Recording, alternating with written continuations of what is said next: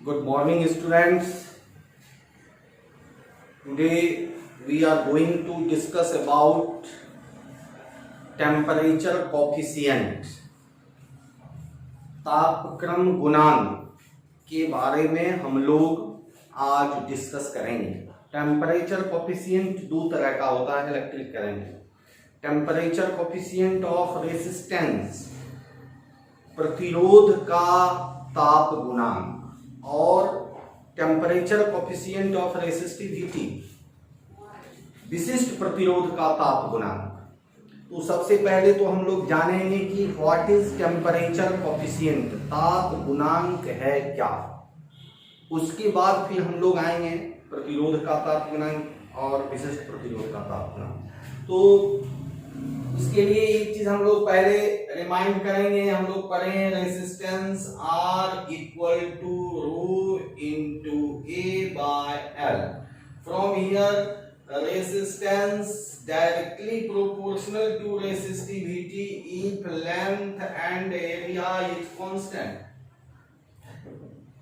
If length and area of any conducting substance is constant, then resistance directly proportional to resistivity। अगर किसी भी प्रतिरोधक का लंबाई और उसका पृष्ठीय क्षेत्रफल नियत हो तो उस केस में प्रतिरोध विशिष्ट प्रतिरोध के सीधा समानुपाती होगा। और एक चीज और आप पढ़े होंगे, factors affecting resistance. Resistance directly proportional to temperature, absolute temperature. As we increase the temperature of substance, resistance will also increase। पढ़े आप कि जैसे जैसे हम तापक्रम को बढ़ाएंगे उसका प्रतिरोध का परिमाण भी बढ़ेगा। तो तापक्रम बढ़ाने पर प्रतिरोध बढ़ेगा, जैसे जैसे हम लोग तापक्रम बढ़ाएंगे वैसे वैसे उसका प्रतिरोध बढ़ेगा। आप पढ़े होंगे सुपर कंडक्टर कि when any substance is heated strongly up to 100 degree Celsius temperature and suddenly cool down at 0 degree Celsius, then its resistance becomes negligible। In that case, that substance is said to be superconductor। कि जब किसी भी वस्तु को 100 degree Celsius तापक्रम तक गर्म किया जाता है और अचानक उसको 0 डिग्री सेल्सियस तापक्रम पर ठंडा कर देते हैं तो उस स्थिति में उसका प्रतिरोध लगभग नगण्य हो जाता है और वो वस्तु अति चालक कहलाता है, सुपर कंडक्टर। इसका हम इसके बारे में डिस्कस कर चुके हैं पिछले क्लास में। आज हम लोग अब डिस्कस करेंगे। तो यहां से ये है कि मान लेते हैं कि एक हमारा कोई कंडक्टर है जिसका 0 डिग्री सेल्सियस टेम्परेचर पे रेसिस्टेंस है R0, और जब हम इसको हीट करते हैं when it is heated strongly, और in place of 0 you can take T1 degree Celsius, and after heating its temperature becomes T2 degree Celsius, its resistance suppose R1 and here resistance is R2। कि जब हम T1 temperature है तो उसका प्रतिरोध R1 है और T2 तापक्रम पर प्रतिरोध बढ़ के R2 हो जाता है। Let us suppose that a conducting substance having its resistance R1 at temperature T1 and after increasing temperature up to T2 degree Celsius its resistance becomes R2। जब किसी भी प्रतिरोध को किसी भी चालक पदार्थ का प्रतिरोध T1 डिग्री सेल्सियस तापक्रम पर R1 हो और T2 डिग्री सेल्सियस तापक्रम पर R2 हो तो ताप में परिवर्तन, change in temperature, change in temperature, ताप में परिवर्तन equal to T2 minus T1 degree Celsius. इसको मान लेते हैं हम लोग डेल्टा T। ताप में परिवर्तन और प्रतिरोध में परिवर्तन, change in resistance, change in resistance R2 minus R1। ये प्रतिरोध में परिवर्तन R2 माइनस R1, ताप में परिवर्तन T2 माइनस T1। तो according to the condition of factor affecting resistance, प्रतिरोध को प्रभावित करने वाले कारक के अनुसार हम लोग लिखेंगे कि चेंज इन रेजिस्टेंस, दो कंडीशन है कि condition first, change in resistance is directly proportional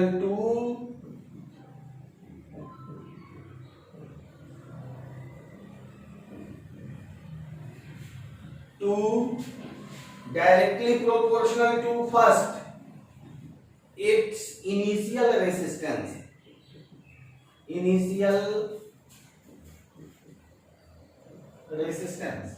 that is change in resistance R2 minus R1 directly proportional to initial resistance R1, and B, its change in temperature,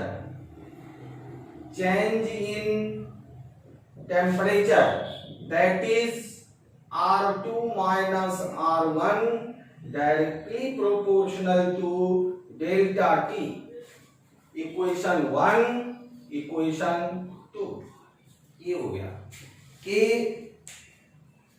प्रतिरोध में परिवर्तन सीधा समानुपाती होता है उसके वास्तविक प्रतिरोध के। उसका जो प्रारंभिक तापक्रम होगा वो सीधा समानुपाती होगा प्रतिरोध में परिवर्तन के, और प्रतिरोध में परिवर्तन जो होगा वो सीधा समानुपाती होगा ताप में परिवर्तन के, कि जितना जितना हम ताप में वृद्धि करते जाएंगे प्रतिरोध में वृद्धि भी उतनी ही होगी।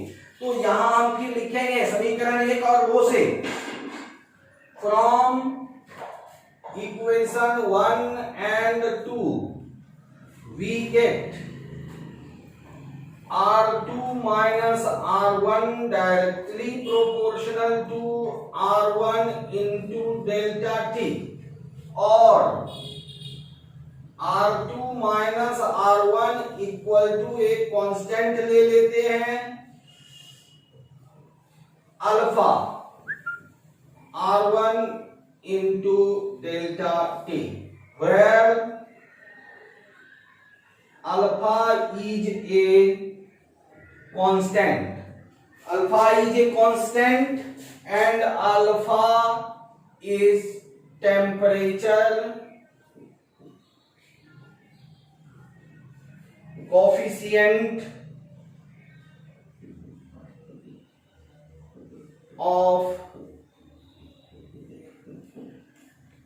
रेसिस्टेंस। ये alpha temperature coefficient of resistance कहलाता है। अब इसमें आप देखिए कि हमारा जो रिलेशन आया R2 minus R1 equal to alpha into R1 into delta T। तो यहां से अल्फा का वैल्यू निकाल लेंगे, अल्फा इक्वल टू हो जाएगा R2 minus R1 by R1 into delta T, या ऐसे भी लिख सकते हैं R2 minus R1 by R1 into delta T T2 minus T1। ये हो गया आपका रिलेशन। तो हम इसको कहेंगे टेम्परेचर कोफिशिएंट ऑफ रेसिस्टेंस। अब डेफिनेशन क्या होगा कि if change in temperature is 1 degree Celsius and change in resistance is also 1 ohm, then temperature coefficient is inversely proportional to 1 by actual resistance.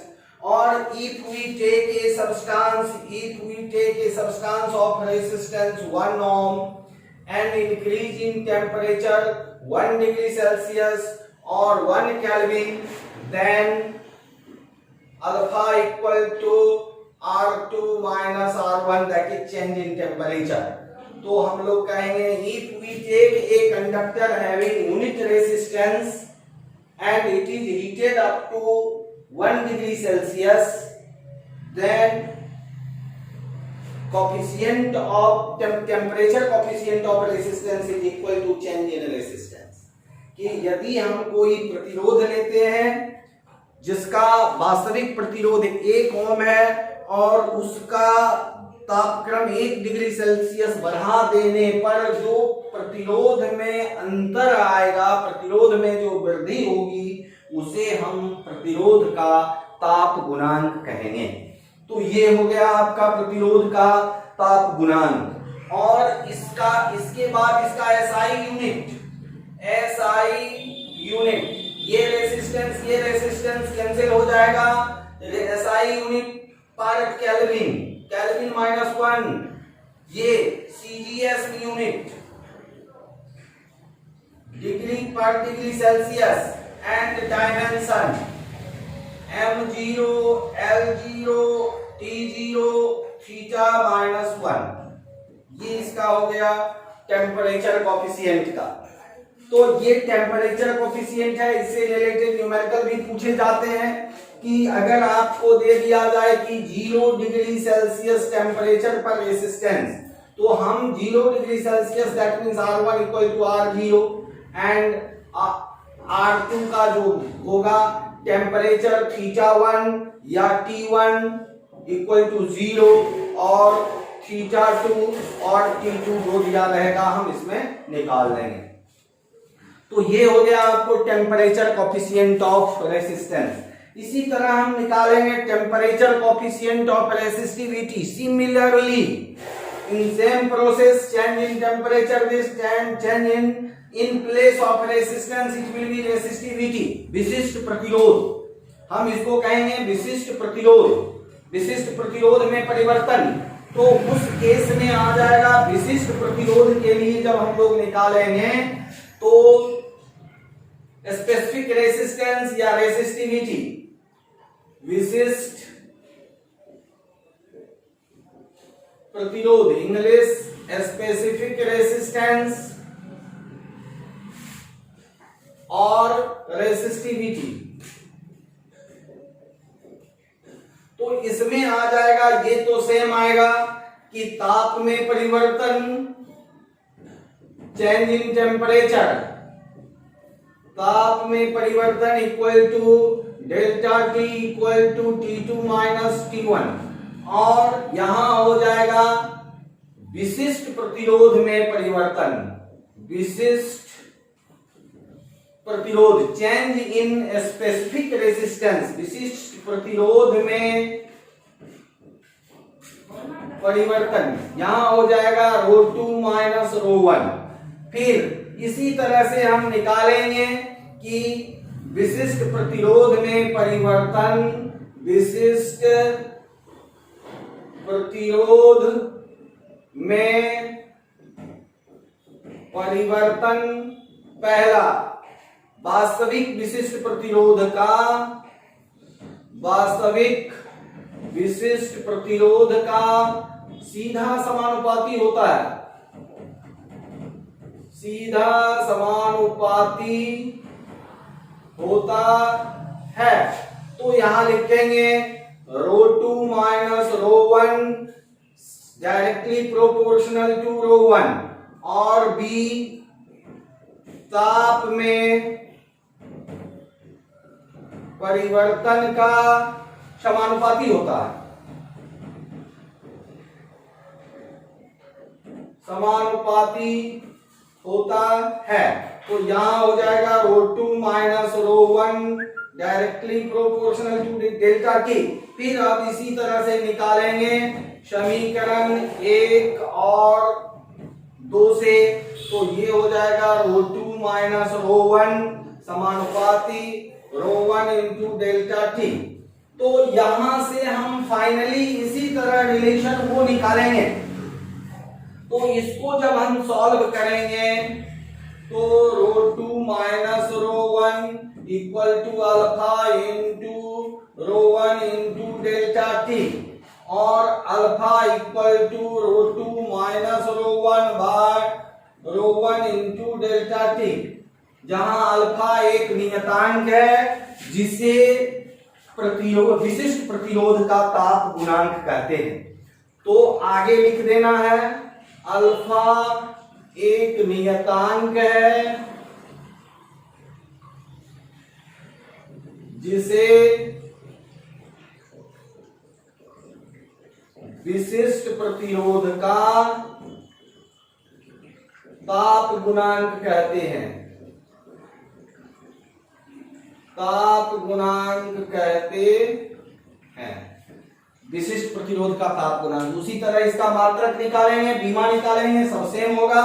और इसमें भी निकाल देंगे कि यदि ρ1 1 हो और ρ2 change in temperature 1 degree Celsius हो, तो यदि इकाई ताप में परिवर्तन 1 डिग्री सेल्सियस हो और भाषणिक विशिष्ट प्रतिरोध 1 हो, तो विशिष्ट प्रतिरोध का ताप गुणांक उसके प्रतिरोध विशिष्ट प्रतिरोध के अंतर के बराबर होता है।